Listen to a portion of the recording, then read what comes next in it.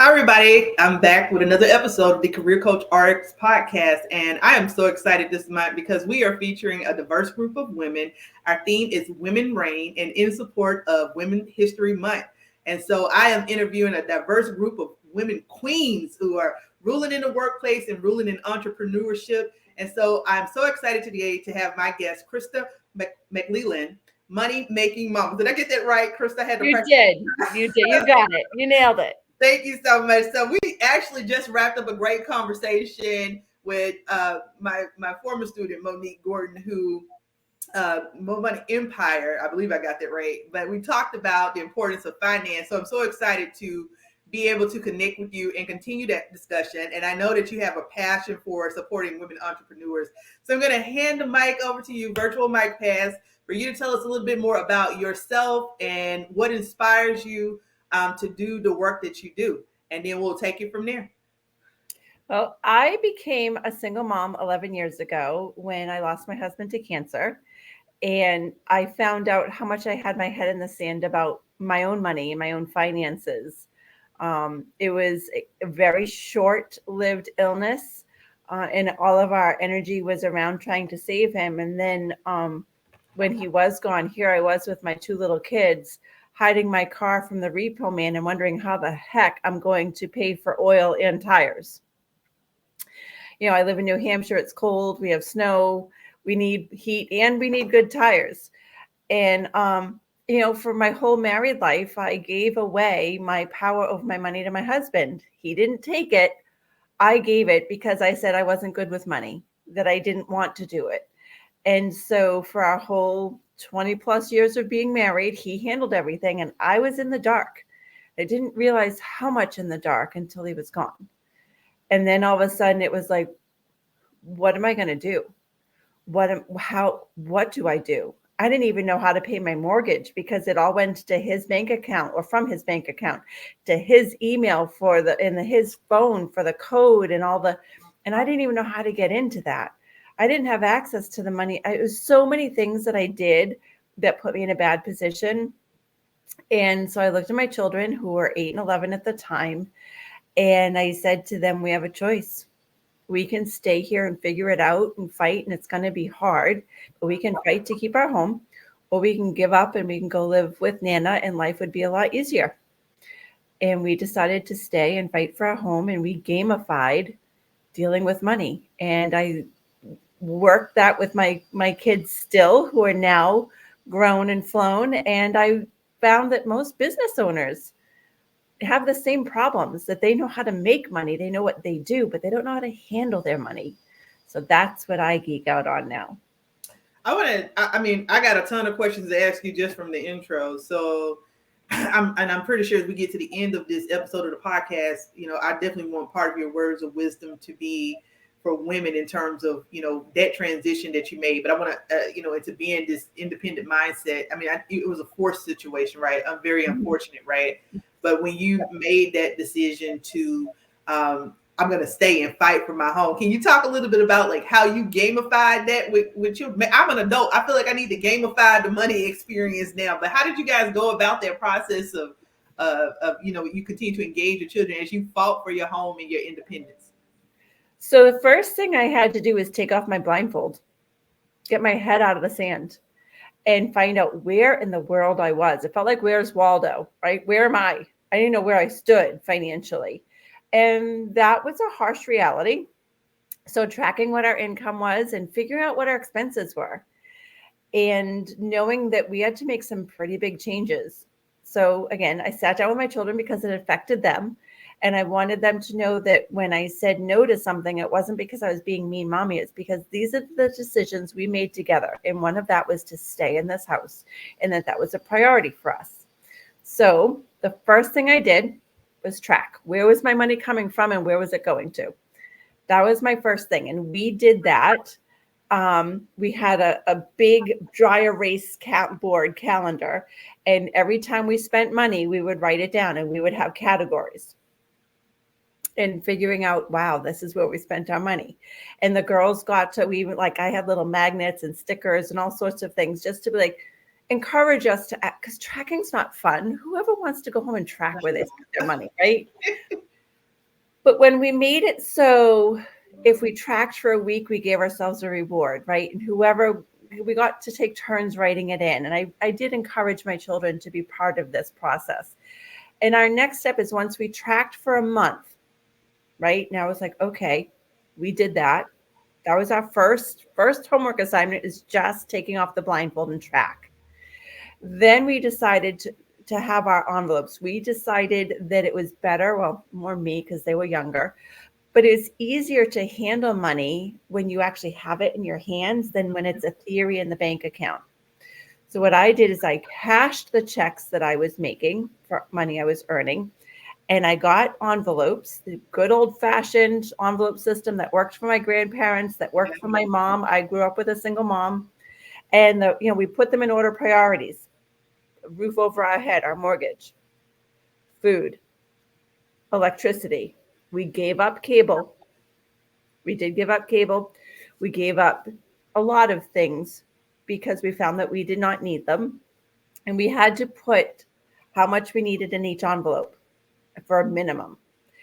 And those were our must-dos, right? And then we had our want-tos. So we have to handle our must-dos first. And it's something that I still say to my kids, other adults, must-dos before want-tos. So we have to handle what we need before we get to go after what we want. But we definitely put that into the money plan. It's like, okay, this is what we need, is the roof, our food. And these are some of the things that we want. And if we have money left over, that's where it can go.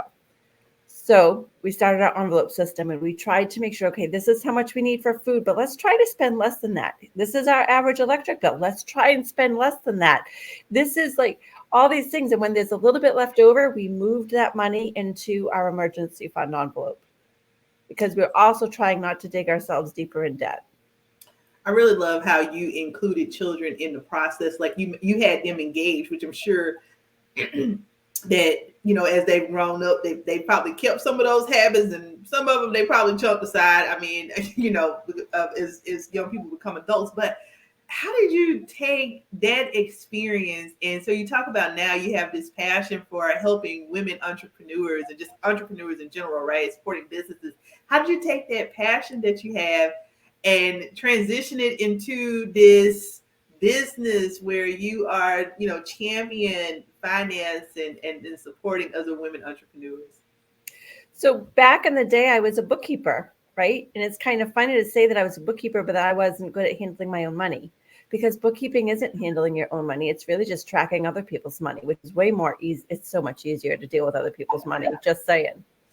So I was a bookkeeper, but I didn't understand cash flow. I didn't understand debt management. I didn't understand tax code. I didn't understand all these things, which made me not empowered, which made me not make the best use of my funds.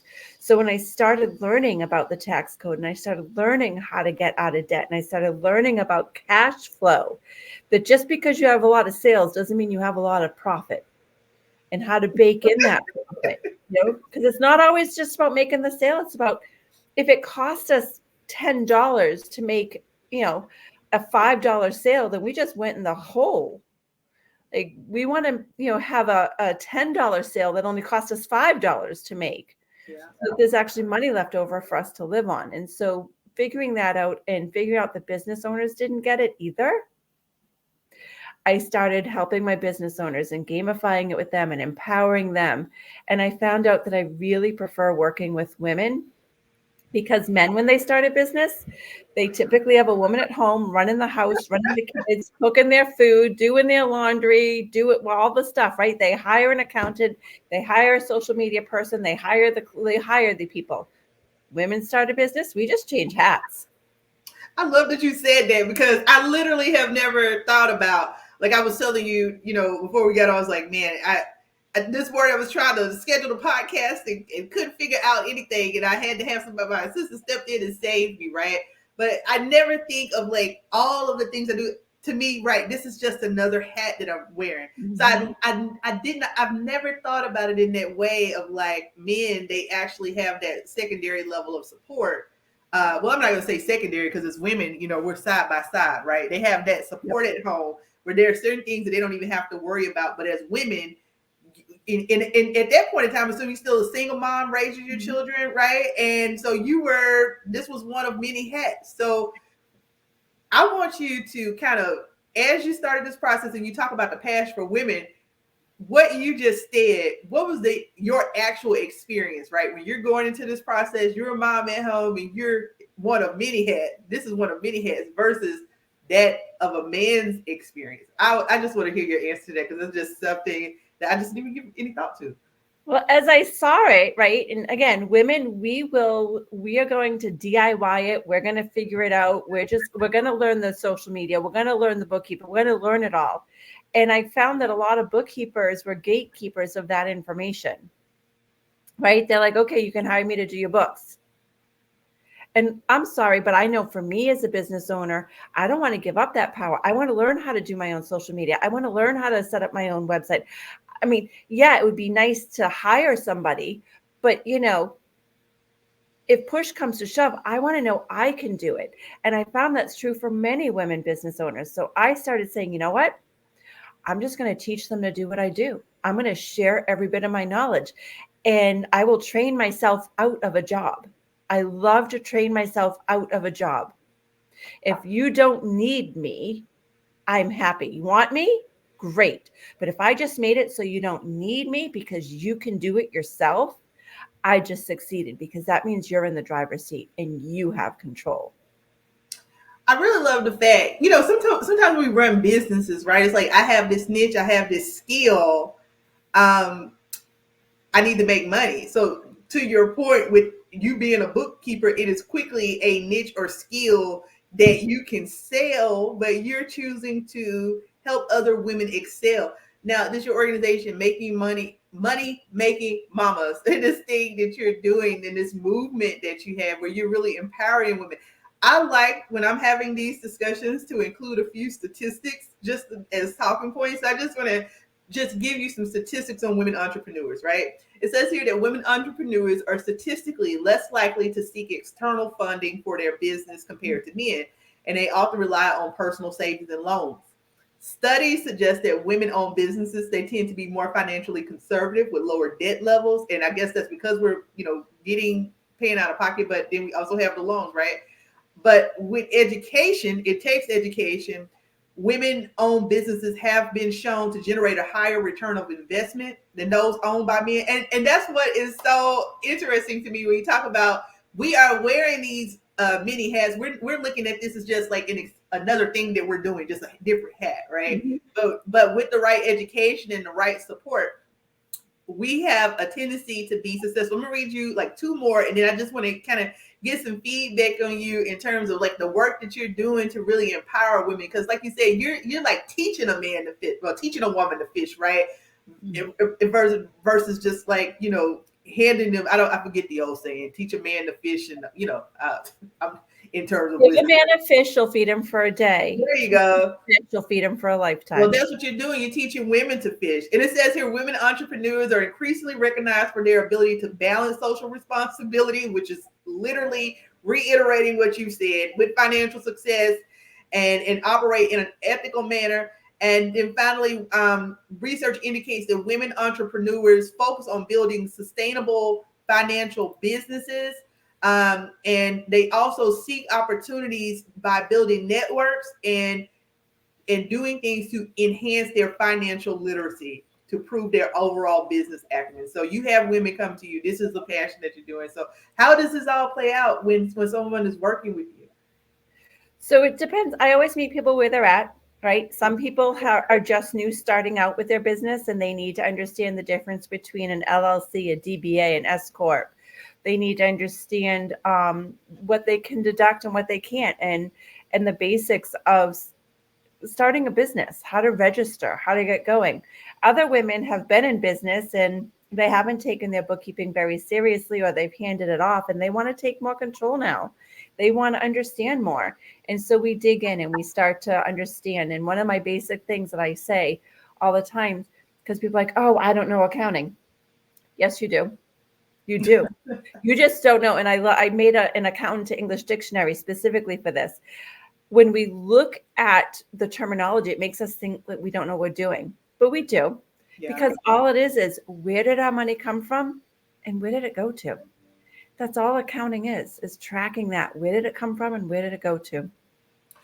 So when you I think that, it's natural because we as women, we're very nurturing, by nature, right? And we're married or we're in these long-term relationships. We want to we do kind of have that sense of dependency. Not every woman, but for women, the experiences can be different, right? How empowering, and as you work with women, how empowering is it for women once they learn that finance piece and start to, you know, engage a little bit more on the side of the operations? Because I know for me as a business owner, that's a challenge. I really literally look for people to hire this type of stuff out to. But, talk about like the clients that you've worked with and some of the feedback that you've gotten about like how you have motivated them. Because I'm thinking that when people come to Krista, they're just like, okay, they're needing help with the finance piece. But when they're coming to you, you're saying that some people don't even know like the basics, like I need an LLC. And so if you're getting that type of those type of questions, then, I want to like hear some case studies of like how you've been able to really make that difference in the lives of women that you're connecting with. Well, I had one woman whose CPA started her off as a C Corp. And when I got hold of her, I was like, why the heck are you a C Corp? That's the most expensive way of being in business. So we got her downgraded to an S Corp, saving her quite a bit in taxes. We simplified her business. And I told her, because she had just given it all up. She said, oh, no, my accountant does that. I'm like, well, that's not what it's going to be like working for me. You're going to be involved. It's your business. It's your hard-earned money. You need to know where you stand. And so at the end of it, took about 3 months. And she was like, why did I wait so long? Why did I pay so much for so long for something that I can actually do? I didn't think I could do it because I'm just an interior decorator. And I was like, you are so much more than that. And everyone I talk to, no one ever regrets putting the time into understanding. They all wish they had done it sooner. And when we can make it everyday language and we can make it so that you get it and you can then have an idea of what you might owe in taxes before December. We're not talking before April. We're talking like December. You're going to know roughly where you stand. That's empowering. It is empowering. I remember I hired an accountant to consult with. I just wanted to have a conversation, right? I literally did not even really understand between the difference between bookkeeping and full-fledged accounting. And I think about like all the finance classes that I took in college and just flew through. Well, not really a lot because I chose my major based on like some basic budgeting stuff. I remember it was like, you can do social psychology or human resources. You might have to take a budget class for which one can you get a job. I just went with human resources, right? Because it's like a basic budget class. And then I get to the point in my life where I'm like running a business, and it's like, did you pay attention in any of those classes that you took? And so none of us did. Yeah, it can really be like so overwhelming, Krista. Now, your thing here, your bio says that you are a QuickBooks geek. And is this something that you truly have a passion for? Like, if this is one of those things where if I ask you a question about QuickBooks, you'll go down a black hole? Because how does somebody become a QuickBooks geek? I am. So I love QuickBooks. I've tried a lot of different accounting softwares. My daughter is an auditor now. She still loves QuickBooks more than any other program because of its ability. There's different price points. It's so adaptable. It really empowers the business owner to not need a bookkeeper, especially if it's set up right. And when someone tells me, oh, I'm not good at it, I'm like, it's not that you're not good at it. You've never been taught how. Whether it's with dealing with your money, understanding your business cash flow, using QuickBooks. It's not that you're not good at it. You weren't taught how. I'm not good at rewiring my house. I wasn't taught how. I haven't had the interest in learning either. But anything that we actually want to be good at, we need to invest some time in and a little training. And that's where I love sharing that knowledge of what I've done. I've done this for 25 years using QuickBooks. And it's grown and I've grown with it. And I just geek out on what it can do. It's always fun to see the changes and how they're improving. And the more and more they're really about putting the power in the business owner's hands. And some accountants and bookkeepers are not happy with that. I'm not one of them. I think it's great that they're making it so the everyday person can use it. So when you talk about like the work that you're doing with women, so like if I wanted to connect with you, right, and learn from you, how would I go about doing this? Are you doing this in a way where you're teaching classes or doing one-on-one coaching? So how does that look for you in the picture? Because I got a few other things I want to ask you as well. So it comes all sorts of ways. So this past weekend, I just did a weekend intensive with a group of herbalists, and we started with money mindset and having them see where they were getting in their own way with their old beliefs that weren't valid around money, and how they could change it. And then we worked on I call it business made simple, right? How you actually get it off the ground and go from a hobby to a business. Then we talked about financials. What are they? How do you get them? Why do you need them? And then we did a QuickBooks training. I have a virtual group right now of real estate agents, and we are spending one Saturday a month learning QuickBooks together. And it's a group of them, and they all have the same interests. They all have the same job. So there's similar patterns on how they're going to set up their books. So I can answer questions since they all have similar expenses, similar income. It makes it easy to work with the group. There's also other ways when I do one-on-one. I just had somebody who is not a group learner. She's not a virtual learner. And we met together and we sat together and figured it out so that she could feel confident. And she was really had a lot of anxiety about learning in a group. And I said, you don't have to. You don't have to. Sometimes it's cheaper to learn in a group, right? Mm-hmm. There's a discount. But if you're not okay with that, we can do a one-on-one and we can customize it to you and it can be all about you. But sometimes in a group, it's just it's cheaper. And so if that's an option to get more and more people so that they can take advantage of it, let's do group, let's do virtual, let's do whatever it takes. What I really love is that I guess I can't like let the statement go that you mentioned earlier about the gatekeeping, right? Because again, you're a business owner and here you are, you really clearly have a passion for empowering women. You're not a gatekeeper. You're not like, yes, of course, if you're training and stuff, you're charging them for the time that you're spending for the training, right? And that's how you make your money. But we know that in some aspects, like charging people for long-term bookkeeping, you can make probably more money doing that, right? But you are really focusing on taking a passion and a talent that you have, because I can tell you that not every day somebody's going to be excited about QuickBooks and turning it into a business where you are thriving and being able to connect with women and doing something that you're passionate about.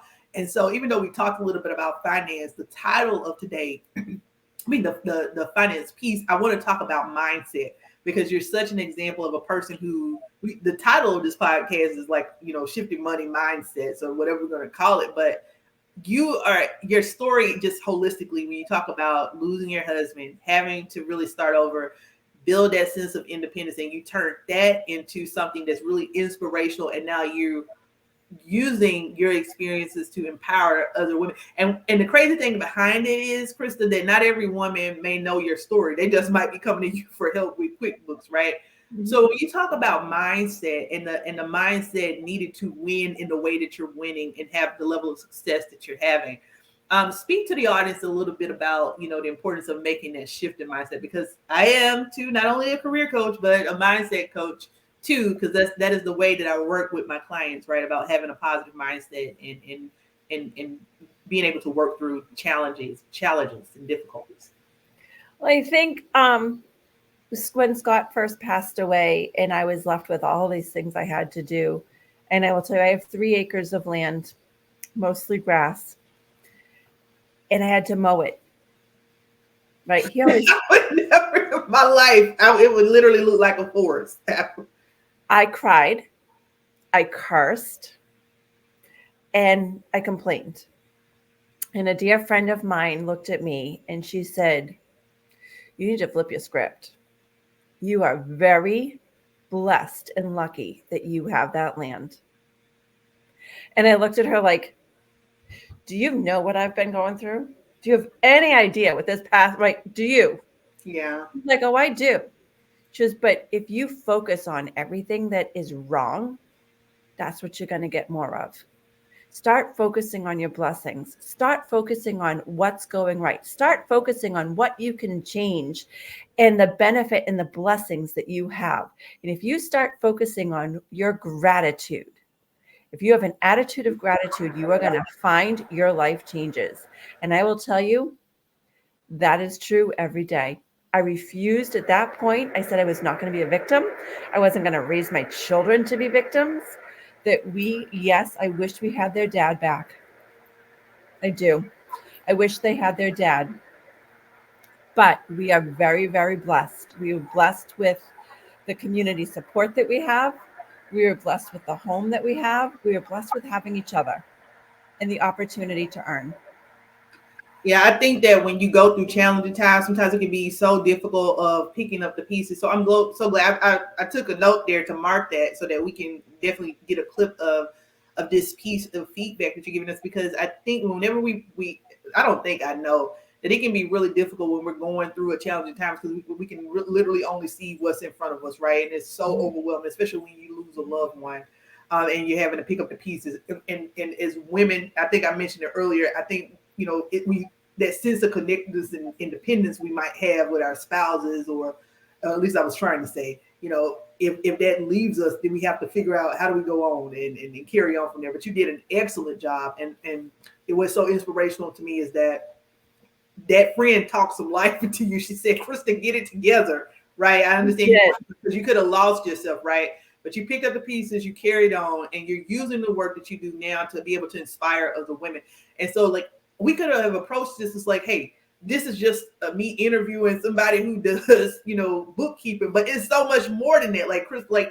Krista is using the platform that she has. She turned her pain into triumph. She's using the platform that she has built to inspire other women and empower other women. I mean, we talked about the statistics. In women, we seek out opportunities to educate ourselves and empower ourselves. And that's why when we run businesses, even if we're considering it one of the many hats, that's why they are more successful, because one, we're used to being project managers and multitaskers. Yes. Yeah. And we know that we have to, in order to get somewhere, we're going to have to educate ourselves. And what's really interesting is it ain't even hire out.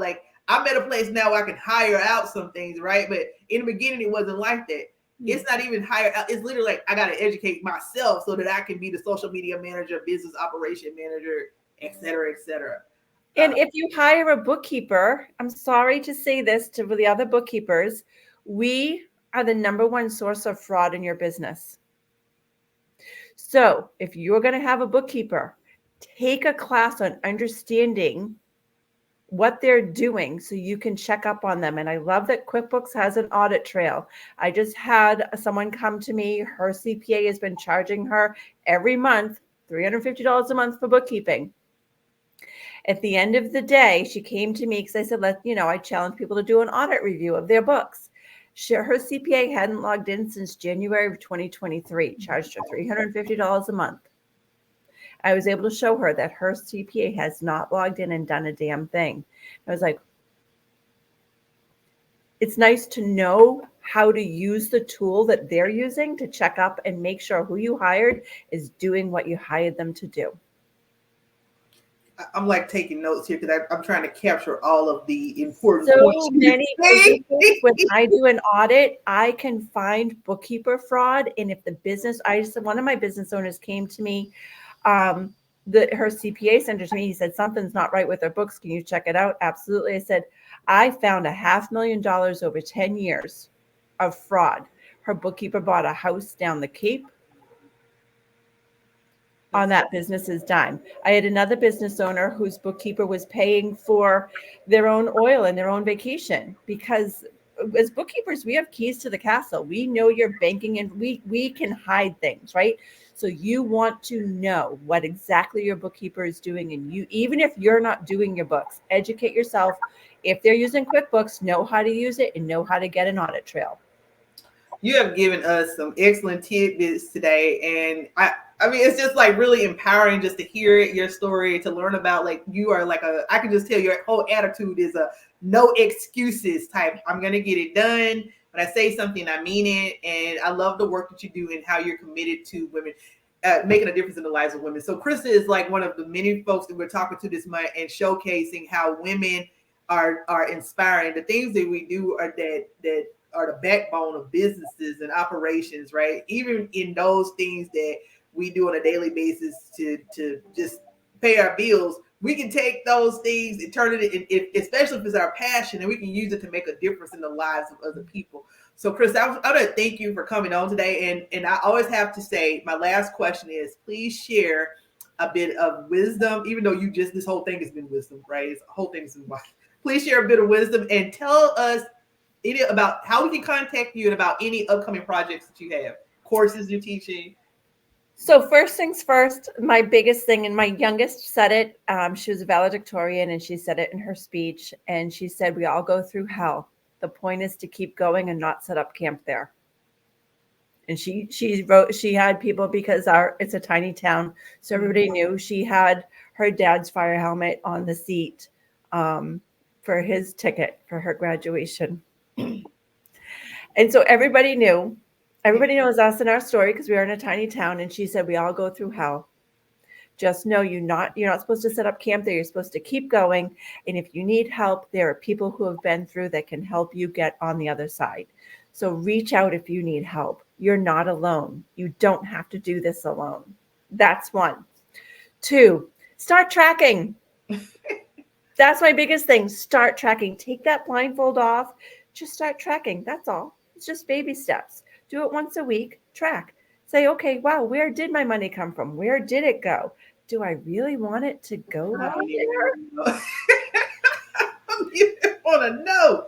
The $11.95, $1,000 in DoorDash that I've ordered for the food that was only $14.95, but it was $3,000 in fees. That's what right. And for me, get out of debt. Debt to me says, don't even buy that. Debt is costing you. You can't outsave your debt, and debt is costing you more than what you originally purchased. So use debt wisely. It's not that I don't have credit cards. I absolutely do. I use them for my cash flow purposes. However, I make sure I pay them off every week, not month, because it's harder to do it at the end of the month. I do it every week. It's easier to do. So those are the 3 tidbits I say. If you want to work with me, you can find me on Instagram under Money Making Mamas, Facebook. I offer a free strategy calls to say, okay, we can connect, we can see where you're at, and I can give you next steps, which may not be with me, right? It can be, this is what for your specific issues, these are the things that I would say to get going on. And maybe it's get an audit of your books, make sure your bookkeeper is doing what she needs to do. Or, hey, actually get a bookkeeping solution. Stop doing it on paper. It's not serving you. It's not the best use of your time. Let technology work for you. And, don't do your taxes yourself. Well, Krista, thank you so much for today. Just one of the beautiful many people that we'll have on this month. And I just really, again, enjoyed this conversation with you and love how you are empowering women by doing something that you are passionate about. And there's a story behind all of the madness that led you to this point. And it just goes to show that I was thinking about something when you talked about the Hill experience. There's a book or a saying that I've heard that one door closes, another door opens, but there's hell in the hallway. So you gotta run, right? Being in the hallway, trying to figure out which door that's going to open can be hell, right? But it all works out in the end. So thank you for coming on today, guys. Don't forget to reach out to Krista. Krista, anything that you share with us, we'll make sure we share it with our audience as well. All of her information will be in the description for you guys to connect with her directly. And just stay empowered. Connect with us and follow us all month long as we talk about women, as we interview great guests and focus on our topic of women reign and showcasing women in the workplace and as entrepreneurs. Follow us on all social media at Career Coach RX. And this episode will be available on our YouTube channel as well as Spotify, Amazon Music, and iHeartRadio. Thank you. Thank you.